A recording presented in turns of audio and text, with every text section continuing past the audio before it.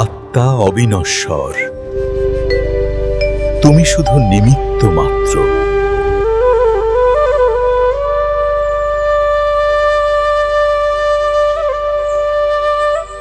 আমরা সবাই জীবনে কোনো না কোনো সময় শোক করি। প্রিয়জনকে হারানোর ভয়, ব্যর্থতার কষ্ট আমাদের গ্রাস করে।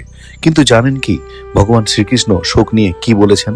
আজ আমরা আলোচনা করব শ্রীমদ্ ভগবদ্গীতার সেই শ্লোকটি যেখান থেকে শ্রীকৃষ্ণের মূল উপদেশ বা সাংখ্যযোগ শুরু হয়েছে। অশোচানন বশোচস্তুবাম প্রজ্ঞাম বাদাশ্চ ভাসসে গতাশু ন গতাশুঙশ্চ নানুশোচন্তি পণ্ডিতাঃ।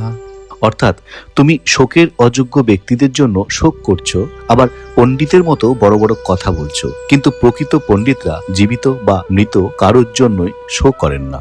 কল্পনা করুন আপনাকে এমন একজনের বিরুদ্ধে দাঁড়াতে বলা হয়েছে যারা আপনার শৈশবের গুরু বা পরম শ্রদ্ধেয় পিতামহ।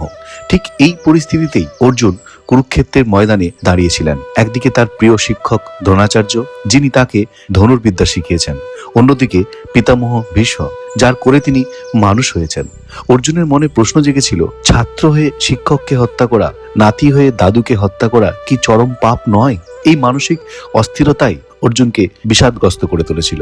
ভগবান শ্রীকৃষ্ণ এখানে অর্জুনকে বুঝিয়ে দিচ্ছেন যে মৃত্যু কেবল শরীরের হয়, আত্মার নয়। অর্জুন যাদের পিতামহ বা গুরু বলে ভাবছেন তারা আসলে অবিনশ্বর আত্মা। অধর্মের বিনাশে যখন যুদ্ধ অনিবার্য, তখন সেখানে ব্যক্তিগত সম্পর্ক বা মোহ বাধা হওয়া উচিত নয়।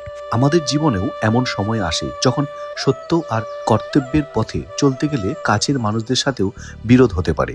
আমরা দ্বিধায় পড়ি, একে পাপ বলে মনে করি। কিন্তু গীতা আমাদের শেখায় ব্যক্তিগত আবেগের চেয়ে বড় হলো সত্যের প্রতিষ্ঠা। মানুষের শোক তখন হয় যখন সে জগতের প্রাণী ও পদার্থগুলিকে দুই ভাগে ভাগ করে নেয়।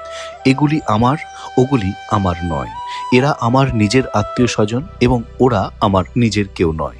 যারা আমাদের, তাদের জন্য মমতা, কামনা, ভালোবাসা, আসক্তি জন্মায়। এই মমতা, কামনা ইত্যাদির জন্যই শোক, চিন্তা, ভয়, উদ্বেগ ইত্যাদি দোষ উৎপন্ন হয়। এমন কোনো দোষ বা অনর্থ নেই যা মমতা, কামনা, ভালোবাসা, আসক্তি থেকে জন্মায় না।